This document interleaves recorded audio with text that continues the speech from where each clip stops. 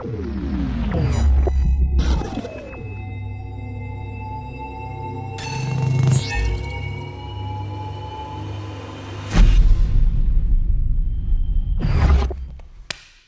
so we're gonna go with another armbar break here.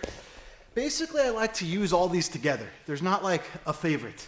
It's just one might not work and then you go the other way and it might work based on them not knowing which way to defend, okay? So when I have this position established, okay? I would say I use this one the most, okay? I'm gonna grab his kind of forearm and kind of scoot it into my armpit that's closest to his body and belt. Not into this armpit, but into the armpit where I can angle and actually rotate my shoulders.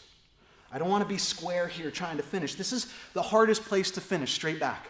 If you start using your feet and stuff, you open up little holes where they can escape. So we want to be able to keep things tight and manage to rotate our upper body. Boom.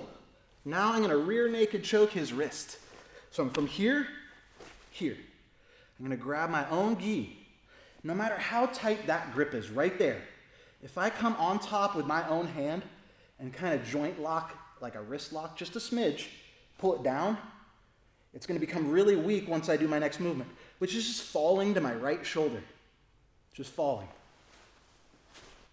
Now I can extend back to perpendicular and finish my armbar. Okay? So, step by step. Be patient when you learn this, okay? Try not to rush it. Make sure that you get his elbow underneath your armpit. You turn your shoulders. You climb up that wrist with your forearm and elbow pit right here.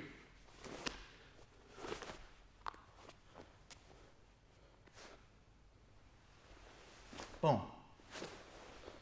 You'll get much stronger people slowly but surely going when you fall. And make sure instead of falling back, you fall directly towards their head.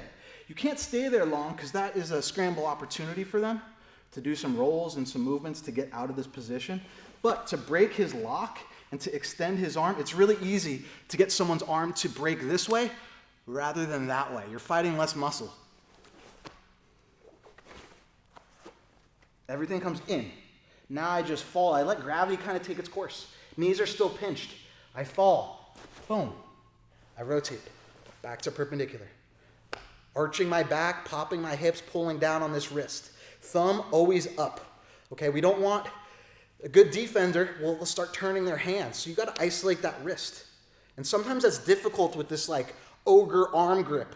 So you got to get a little more specific on that wrist, pinching your knees, then using your hips as that bridge to force that elbow into the opposite direction. Okay? Go the other way. I'm threaded. So from this position, it's kind of hard. Boom.